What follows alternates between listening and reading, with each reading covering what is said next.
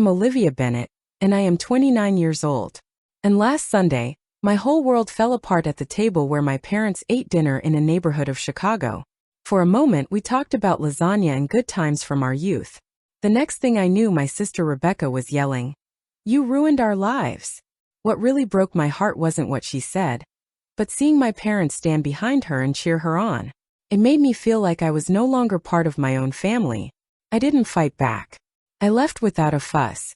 At that time, I had no idea that my phone would ring 99 times in the next 24 hours. Say where you're watching from and click subscribe. If you've ever felt cheated by the people who should love you the most, then I'll tell you how my whole family turned against me in one night. Rebecca and I were always together when we were kids in our small 2-story house in the Chicago suburbs. She was 2 years younger than me and had our mother's golden hair and beautiful smile. I, on the other hand, have my dad's darker features and critical mind. When we were kids, it looked like our differences made us stronger. Rebecca made things fun and spontaneous. Stability and answers were what I brought. In pictures from when we were kids, our arms are around each other, and we're smiling big at the camera. But now that I look back, I can see how our childhood was tainted with subtle favoritism. Mom would tell Rebecca when she got C's on her report card, "At least you're having fun and making friends." When I got A's, people would often say, "Well, that's to be expected." My victories became the norm, not noticeable or noteworthy, while Rebecca's smallest successes were lavishly celebrated. I had 2 jobs the summer I turned 16 to save money for college. That same summer, Rebecca went to a pricey theater camp that used up all of our parents' funds. But it was worth it to help her grow as an artistic person. The trend kept going through high school and after. Rebecca's acceptance to a mediocre art school was proof of how talented she really is, while my scholarships were just lucky breaks. Even so, I loved my sister very much. After hearing her sob story about her college roommate, I drove 3 hours to assist her with her move. I used some of my tight student money to help her pay her rent after she spent her income on clothes. I told myself over and over that big sisters do things like this. They keep us safe. They give us. They keep going. After college, I got an entry-level job at Northwestern Memorial Hospital and worked crazy hours while going to school at night for my MERS and healthcare administration. At the same time, Rebecca went back and forth between acting jobs and retail jobs, leaving whenever things got too stressful or when no one saw her potential. Each job crisis was marked by late-night calls and emotional talks. She would say, "You don't know what it's like. Not everyone can live a perfect life like you do." Not always, though. I just had to do it. There's a change. By the time I was 27, I was in charge of a department at the hospital with 30 people working for me and a big budget. Rebecca had been through 6 jobs and 3 homes by the time she was 25. Guess who cleaned out her storage unit at 2 a.m. when she was kicked out for not paying rent? She used someone else's emergency fund to pay the deposit for a new place to live. Her parents were still her biggest fans. There's still no way for Rebecca to find her way. Mom would say that she really feels things. Not everyone can keep their feelings in check and work like you can. These kinds of comments hurt, but I ignored them. I told myself that family is family. Rebecca's decision to buy a house in a nice neighborhood that she couldn't afford caused the first big break. She said, "I deserve this. This address will help me connect with people." When the bank told her she needed a cosigner because her work experience was spotty, she looked at me with tears in her eyes. "No, I can't risk my financial future like that, Becca," I told her in a soft voice. "But I can help you find something cheaper." What happened next was bad. Rebecca said I wanted her to fail, and my parents called me selfish. In the end, our father co-signed, and Rebecca moved into her dream house with its dream debt. After 6 months, she was still behind on her payments. Within a year, warnings of foreclosure came. Dad used his savings for retirement to make up the difference, and the circle kept going. Then there was the second house in another nice area. Once more a cash disaster. Rebecca was also looking at a third home last year that she knew she couldn't take care of, saying that this one would be different. Marcus, a pediatric surgeon with kind eyes, asked me dangerous things like, "Have you ever thought that helping someone avoid consequences isn't actually helping them at all? And why do you think you're responsible for your sister's happiness but not your own?" These questions kept going through my mind as I watched my parents age too quickly from stress over money. Dad put off retirement. Mom began selling her jewelry. Still, they kept giving Rebecca money, which she wasted while complaining about being poor. I started to set clear, soft limits. I stopped taking late-night calls about money problems after midnight. I turned down the offer to co-sign. Instead of giving cash, I suggested financial advice. At every line, allegations were made. I had no heart. I made snap decisions. Rebecca had some problems that I didn't understand. For months, the strain stayed just below the surface. Then my mom called me last Sunday and asked me to come to dinner. She said in a friendly way, "It's been too long since we were all together. Rebecca has some great news to share." I agreed because I wanted to make peace. As an act of peace, I even baked my mom's favorite lemon pieces. I thought about Marcus's goodbye words as I drove to my parents' house that night and practiced saying nice, helpful things to Rebecca. Don't forget that you can love someone and still look out for yourself. I had no idea I was driving right into a trap that would show me how fragile my family's love really was. As I pulled into my parents' driveway in the evening, the sun cast a golden glow over it. I carefully balanced the box of lemon squares on my lap while I turned off the engine. When I saw my dad's carefully trimmed bushes and mom's flower basket full to the brim, it made me feel both calm and anxious. This house reminded me of both the comfort of family and the small unfairnesses I had been ignoring for years. I looked at myself in the rearview mirror, tucked a hair behind my ear, and said Marcus' phrase in a low voice. Limits aren't walls, they're ways to connect with others in a healthy way. I took a big breath, got out of the car, and walked up the stone path to the front door. Mom answered the door before I could knock and surrounded me with a cloud of her well-known gardenia perfume. "Olivia, you're always on time." Her tone was that familiar mix of support and subtle criticism, as if being on time was both expected and a little annoying. Garlic and tomato sauce smelled like they were inside. When I was a kid, my favorite food was Mom's homemade lasagna. When Dad came out of his room with the newspaper still in his hand, he gave me a quick hug on the side before going back to his chaise. "Rebecca is a little behind schedule," Mom said as she took the lemon pieces with a grateful nod. "You know what a pain traffic can be. Her special someone is coming with her tonight." The kitchen always looked the same. The windowsill was lined with rooster figurines, and Rebecca's headshot and flyers for small plays she'd been in were stuck all over the fridge. I saw that the newspaper page I sent them about my department winning an award for healthcare innovation last month wasn't there. I thought, maybe it had fallen. And I didn't look any further into it. "How is the school doing?" Dad called me from the living room and asked about my work as he always does. In fact, it was really good. "We just started using a new way to care for patients that looks like it will work well." "That's nice, dear." Mom spoke up while she was stirring her sauce. "Did I tell you that Rebecca might be called back for that commercial? The one for high-end cars?" That's how it went. Every time I tried to talk about my life, she turned the conversation to Rebecca's possible chances, almost successes, and close calls. As I helped set the table, I got into the routine of getting dinner ready for my family. I reminded myself that not every talk had to be about me. Mom's face lit up when the doorbell rang at 7:30. "Becky, that has to be them." Filled the house with noise and movement like a summer storm, and her laughter could be heard before she even got to the kitchen. Behind her was a tall man with perfectly styled hair who reached out and shook my dad's hand. His expensive watch sparkled in the light. Rebecca happily said, "Mom and Dad, this is Tyler Richardson." "My boyfriend," Tyler said after a long pause. His handshake was solid and his smile was practiced. "I know a lot about the Bennett family. Rebecca always talks about all of you." When he turned to face me, our eyes met for a moment. Something about the way he looked at me made my skin itch with unease. I put out my hand and said, "Olivia, the sister." "Oh, the hospital administrator," he said in a smooth voice. "Rebecca told me that you're good with numbers." The start of dinner was pretty good. It was okay to pass the garlic bread and spaghetti.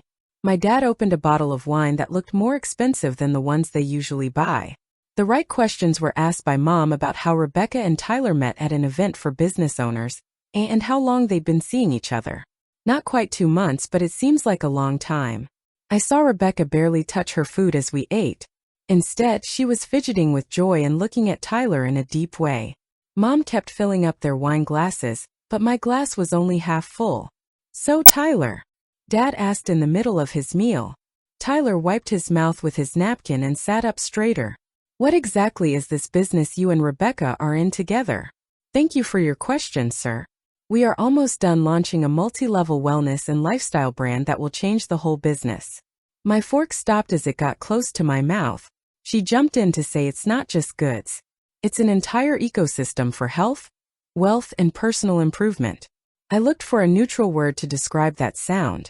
Aiming high. Tyler went on. It's more than ambitious. We've already gotten a lot of important backers, and the return estimates are great. Now for the big news. The woman named Rebecca put her hands together. Mom and Dad, we've been chosen to be area directors.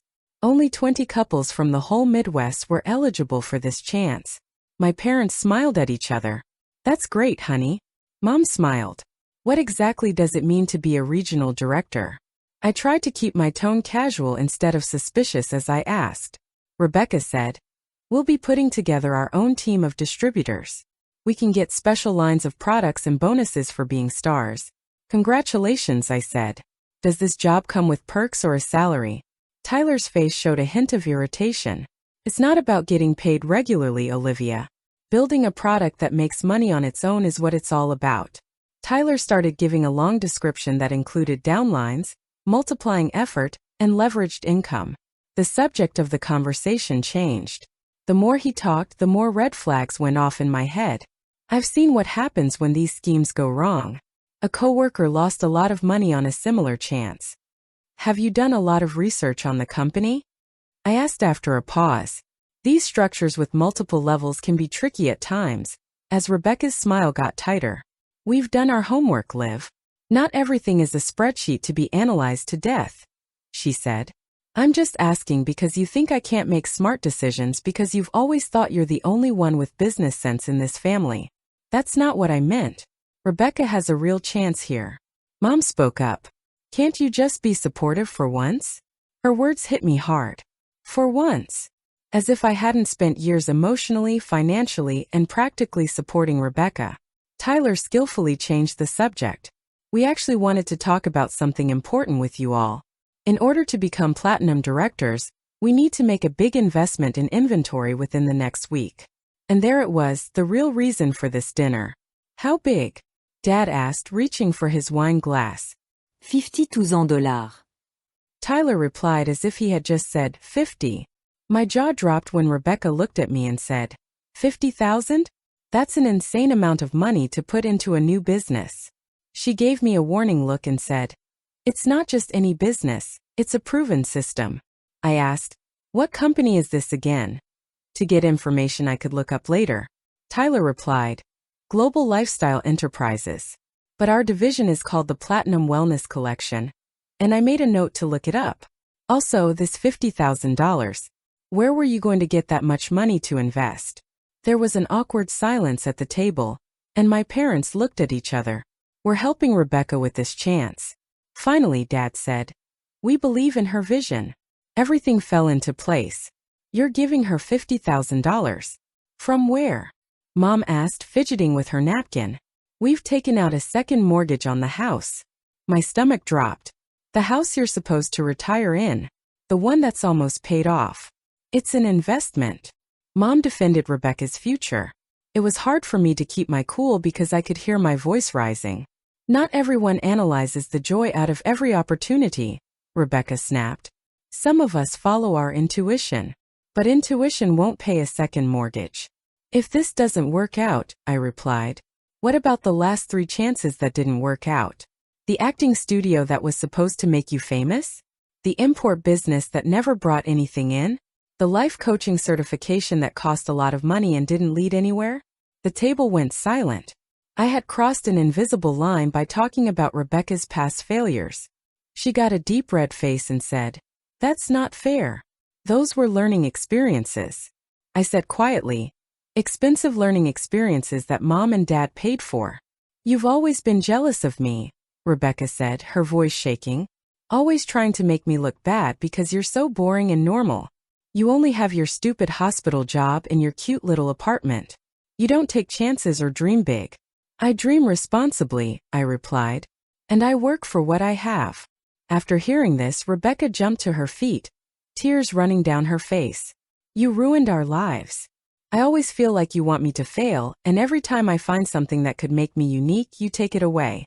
What happened next will stay with me forever. Both of my parents stood up behind Rebecca and started cheering, as if her outburst earned a standing ovation. I couldn't believe what was going on. That's right, honey, my mom said. It's about time someone said it. My parents were cheering, and my sister accused me of ruining their lives after all the things I'd done to help. After all the rescue trips late at night, emergency loans, and emotional support. I finally got out. What are you talking about? My voice was barely above a whisper. She was always jealous of me, Rebecca said, feeling stronger because our parents were there for her. She looked at them and made a bunch of wild gestures toward me. Olivia has resented me since we were kids, because everyone could see I had the real talent in the family. Mom gave a strong nod. You always asked about the practicalities and the budget, as if money were more important than passion, and you never backed your sister's dreams. It was like I had entered a different world where everything was backwards. Are you sure about this? There have been 4 moves in 3 years. Who helped Rebecca? Who gave her money when she was having trouble paying her rent? Who stayed up all night to help her get ready for the auditions? That's exactly the trouble, Dad said in a sharp voice that wasn't like him. After doing these things, you put them over her head. You made her feel small while making yourself look like the responsible hero. Tyler put his hand on Rebecca's shoulder. He had been watching this family fall apart with disturbing interest. I've seen how your sister's behavior makes Rebecca feel about her own self-worth. The bad mood makes it hard for her to be creative. Looking at my sister for only 2 months, this stranger had something to say about how our family works. Excuse me, but this isn't about you, Tyler said. In fact, it is, Rebecca said, wiping her tears away as she leaned into Tyler's hug. Tyler has faith in me and sees my potential. He doesn't keep telling me about my mistakes, though. There was a defiant tone in Mom's voice as she said, sometimes you have to take risks for the people you love. That's when I got it. You've already given them the money, the full $50,000. Dad lifted his chin. We signed the papers yesterday. The money has been transferred to their business account. I felt a wave of dread come over me. Did you at least get some kind of contract protection in case this opportunity doesn't work out? We don't need a contract with family, Mom said. Rebecca would never take advantage of us. I looked at Tyler and asked, what's your stake in all this? How much of your own money have you invested? He never smiled. I can help because I have experience and connections in the field because I've worked in it for years. Something about his practiced answer made me suspicious. What field was he talking about? Multi-level marketing or taking advantage of hopeful people like my sister? How dare you? Rebecca slammed her hand on the table. Tyler has connections you could never imagine. Names? I asked. Companies, he replied. Real businesses I could look up. Tyler's face hardened for a split second before it softened into concern and sympathy. Your sister warned me about your skepticism. It's sad to see someone so young already so closed off to opportunity. I ignored him and turned back to my parents. Mom and Dad, please tell me you at least looked into this company before giving them your retirement security. I asked. The brief look of doubt on my dad's face told me everything I needed to know. We trust Rebecca's judgment, Mom said firmly. It's getting old that you always think she'll fail. Her words hurt deeply. Why can't you help me like a real sister? A real sister, as if all I'd done for Rebecca over the years counted for nothing. I am being supportive, I said softly. Being supportive doesn't always mean agreeing with everything. To keep the people you care about safe, you have to ask hard questions sometimes. Protect? Rebecca laughed angrily. You've never wanted to protect me. You've wanted to control me, to keep me small so you could feel big. That's not true, I whispered, starting to cry. It is true, Dad said, his voice heavy with what sounded like long-held anger. We've always had to make up for how you overshadowed Rebecca. Whenever you were a kid, you were always the smart, responsible, and successful one. Do you know what that did to your sister's self-esteem? I was speechless as years of family history were changed right in front of my eyes. My good grades, successful career, and ability to handle money well were all seen as things I had used against my sister. So, my crime is being successful? I finally asked. Your crime is putting it in everyone's face? Rebecca exploded. Always judging. Always so much better than me with your perfect job, boyfriend and life. My life isn't perfect. I replied. You could have. See, there you go again. Before I could finish, Rebecca cut me off, making it sound like I don't work hard or deserve success, which is not what I said. Tyler cleared his throat. I think Rebecca is trying to say that your negative view of her chances has held her back mentally. As her business partner, I've seen firsthand how your doubts affect her confidence. There was something about his fake concern that made my skin crawl, so I turned to face him. Tyler, how many of these businesses have you started? And how many have succeeded? He had a moment of anger or concern before he calmed down. My track record isn't the issue here. The issue is your inability to support your sister's dreams. You don't belong here. You've never belonged in this family. You're not one of us. Rebecca screamed. Go away. And her face turned red with anger. The room went silent except for Rebecca's heavy breathing. I looked at my parents, waiting for them to say something to defend me or admit how mean what she had just said was. Olivia, maybe it would be best if you left. We can talk when everyone is calmer. Tears were running down my cheeks, but I didn't do anything to wipe them away. Is that really how you all feel? That I don't belong in this family? Dad looked uncomfortable, but he didn't say anything to counter Rebecca's outburst. Mom avoided my eyes. Tyler put his arm around Rebecca's shoulders and gave her a stubborn look. Hey, there's something else you should know. Mom finally told me. We've changed our will. The last blow. They were turned down in the present and removed from their future as well. The house would go to Rebecca when, well, we think she'll need the safety more than you will. I slowly stood up, but my legs felt strangely numb. I see. Then there's nothing left to say. Aren't you going to apologize for all the times you've put me down? Rebecca asked. When I looked at my sister, whom I had loved, cared for, and supported for 27 years, I felt a huge sadness. I'm sorry you think I've hurt you. I never meant for that to happen. That's not a real apology, she laughed. When I went to get my bag, I left the box of lemon squares on the counter alone. It seemed like it would take forever to get to the front door. And it was very quiet. No one came after me. As I reached for the doorknob, no one called me back. I heard my mom's voice behind me. Don't call until you're ready to say sorry, and stay away from people who work with Rebecca and Tyler. We don't want your bad mood to ruin this chance. I didn't turn around. I could not stand to see the look on her face. My mom, who used to kiss my scraped knees and praise my school accomplishments. I said goodbye in a whisper and walked out into the night. With a clear click, the door shut behind me. I sat in my car in the driveway for a few minutes because I was too scared to drive. I looked at the warm glow of my childhood house, which seemed like a place I no longer belonged. As I drove home on autopilot, my tears made the skyline of Chicago hard to see. The traffic lights turned into smeared painting stripes of red and green. What had just happened, how a family dinner had turned into total rejection, was too much for me to handle. There was soft music on the radio in the background. A happy pop song about family and feeling like you belong that was also mean. In some way, my apartment building looked different when I pulled into the garage. It felt less like home and more like another cold steel and glass building. The elevator ride to the 12th floor went on and on. I finally opened my door and was surrounded by the silence of my empty flat. I moved through the rooms like a ghost, touching things I knew. The picture in a frame of my hospital team accepting an award. The throw blanket Janet gave me. 3 Christmases ago it was me. The group of old books that my dad and I used to talk about. All of these things from a family life that didn't seem to have existed. I was out of my day when my phone rang. The name Rebecca showed up on the screen. I answered with shaky hands, hoping against hope that she was calling to say she was sorry, and that everything had been a big mistake. It was clear that she was angry when she said, I can't believe you left without saying sorry. Mom is crying. Are you happy now? Before I could respond, she said, Tyler says, your bad attitude is what keeps people from being successful. Olivia, you're dangerous. Please stay away from us until you can help. The call ended quickly. I stood still with my phone pressed to my ear until the automatic screen lock went off. Then I stared at my image in the darkened glass, frozen. Without thinking about it, my fingers moved and dialed Marcus. Liv, what's wrong? His voice broke the wall I was desperately trying to keep together.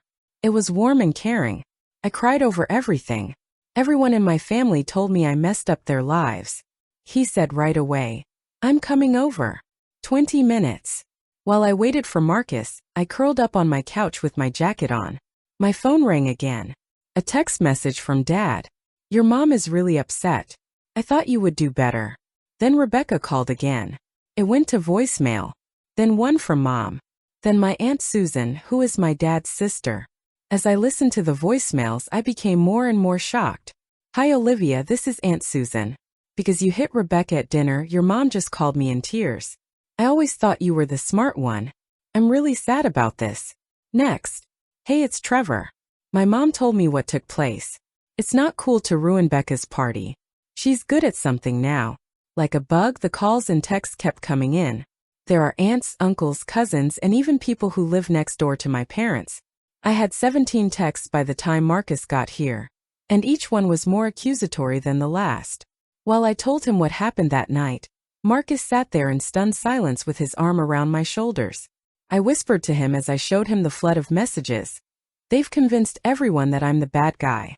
Rebecca is making it sound like I went there on purpose to hurt her." Marcus looked through my phone with a frown that got worse. "This is planned," he finally said. "They're all hearing the same story, and it's all messed up." He was right. My phone rang with a social media alert. Rebecca had posted a tearful video saying that I had always been jealous of her and had tried to ruin the best chance of her life out of spite. There was a lot of support for her and criticism of me in the comments section. "Check this out." Marcus grimaced and pointed out his own phone. Rebecca had sent group texts to extended family and mutual friends, sharing screenshots of conversations that had been edited to make me look controlling and jealous. "But these aren't even real conversations," I said as I looked at messages that were attributed to me but that I hadn't written. "She is making up evidence." By midnight, 47 people had called. High school friends, college acquaintances, and even people in my mom's book club. The story had spread like wildfire, and each new version made me sound worse. "You need to write all of this down," Marcus told me. He switched from training as a doctor to practical defense mode. "Save every message, call, and post. Who knows what else they might do if they're ready to lie like this." When I closed my eyes at night, I saw Rebecca's angry face and heard her scream that I didn't belong. I didn't get much sleep. I kept going back over years of interactions, looking for clues I'd missed, wondering if I'd let my sister down without realizing it. Dawn didn't make me feel better. My phone showed 15 new messages and 10 missed calls. I couldn't handle hearing more accusations, so I turned off alerts before going to work at the hospital. My coworkers noticed right away that something was wrong because I wasn't able to focus like usual and had red-rimmed eyes. Naomi, my assistant director, sat me down in my office and told me, "Whatever's going on, you need to take care of yourself. The department won't fall apart if you take a personal day." "I am okay," I tried to smile. "Just things for the family." She said it straight out. "Family issues don't usually make someone look like they've been hit by a truck. Olivia, I know when you're not feeling well." By lunchtime, there had been 73 calls. I looked at my phone in a bathroom stall, scrolling through the notifications while feeling more and more numb. The story had changed. Now it was said that I was not only envious of Rebecca's business opportunity, but I had also tried to get my parents not to help her financially because I wanted their money for myself. If the situation wasn't so painful, I might have laughed at how ridiculous this accusation was. I had never asked my parents for money, not even for college. I had earned every penny myself. Call number 82 came from a number I didn't recognize. Usually I wouldn't answer, but something made me do so. It was Emma Reyes from high school. Emma and I were close once before college split us up. We liked each other's social media posts sometimes, but we hadn't really talked in years. "I just saw Rebecca's posts, and I wanted to check on you. Something doesn't add up," she said. The genuine worry in her voice almost broke me. "She's lying, Emma," I whispered, ducking deeper into the bathroom stall. "I thought she was making everything up," Emma replied. "I remember how you always got her out of trouble in high school. The Rebecca I knew would never have gotten anywhere without you saving her ass over and over again." For the first time since the disastrous dinner, I felt a glimmer of relief. Someone believed me. There was a hole in the story my family was telling. What can I do to help? Emma asked. By the time I got home that night, there had been 99 calls. The last one was from my close friend and father's brother, Uncle David. Olivia, it's Uncle David. I've been hearing some worrying things, but I wanted to talk to you directly before forming any opinions. That one voice of reason, someone who was willing to listen to me before judging me, felt like finding water in a desert. As I saved the voicemail, I realized something important. The family that mattered wasn't necessarily the one I was born into, but the one that loved and respected me. Marcus brought takeout and Emma sent me encouraging texts, so I could face a painful truth. The people who should love you the most can hurt you the most. And sometimes you find the family you need along the way. 3 days after the dinner from hell, I sat across from Uncle David in a quiet corner of Intelligentsia Coffee. The sight of his familiar face and the same gray eyes that my father and I shared was a painful reminder of the broken family bond. I've been getting strange calls from your dad and Rebecca, he said, stirring his black coffee. Something about you trying to sabotage some business venture. I sighed, twisting my cup in its saucer. But that's not how it happened. I talked about the disastrous dinner, Tyler's vague business idea, and my parents' shocking decision to refinance their retirement home for 30 minutes. Uncle David listened without speaking, his face getting more and more worried. Finally, he asked, $50,000 to a man they just met. I agreed. They didn't even look into the company, and when I asked questions, I became the bad guy. Uncle David's frown got worse. This doesn't sound like my brother. Your dad's always been careful with money, he said. That's what I thought too, I replied. But it seems like Rebecca and Tyler have a hold on them. They're not thinking straight. Uncle David asked, what's the name of this company again? After a moment of thought, Tyler from Global Lifestyle Enterprises said that their division is called Platinum Wellness Collection. Uncle David pulled out his phone and made a note. Let me ask around. I have some contacts in consumer protection who might know something. He then stood up and put a gentle hand on my shoulder. Your dad and I both saw our parents get ripped off by a similar scam in the 1970s. It almost bankrupted them, so I can't believe he'd fall for this. What he said made me think. People often don't see the parallels in their own lives. They think they're too smart to be conned. That night, I made a new email address and started researching global lifestyle businesses. There were stock photos of happy people on the company's website, along with buzzwords like empowerment, lifestyle transformation, and unlimited earning potential. I looked into it further by searching business registration databases and consumer complaint forums. By midnight, I had found some troubling patterns. Global Lifestyle Enterprises had 3 different names in 5 years. Every time they got a lot of complaints or lawsuits, they would change their name but keep doing business the same way. I texted Emma, who had offered to help. Can you run a background check on Tyler Richardson? I'm worried he's scamming my family. Emma replied right away. My brother now works for a private investigation firm and owes me a favor. The next morning, I asked Naomi to cover my afternoon meetings, while I went to see a friend who was a financial advisor and specialized in fraud recovery. After reading my notes, Tara said, this sounds like a real pyramid scheme.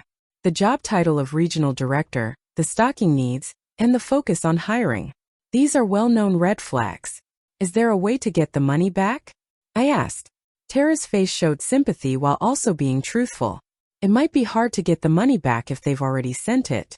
These groups are made to quickly move money between multiple accounts, but it's important to keep track of everything. After 2 days, Emma called to tell me that her brother had some news. Tyler Richardson isn't even his real name, she said right away. This is Tyler Richmond. Investors in Ohio, Indiana, and Wisconsin have all made complaints against him for the same kinds of schemes. He goes after wealthy families and makes fights between them to control them. My stomach got tight. Making divisions? Do you mean making my family dislike me? Right on. Emma said yes. My brother says that it's a common strategy. The family member who is the most skeptical is put in a separate room. That makes them the enemy. So when the money goes missing, the family will be too busy blaming each other to catch him. After Emma thanked me, I sat there in stunned silence. It wasn't just about money. Tyler worked hard to make things worse between me and my family as part of his plan. Uncle David's knowledge backed up what we already thought. His source at the Office of the State Attorney General told him that Global Lifestyle Enterprises is being looked into for dishonest business practices.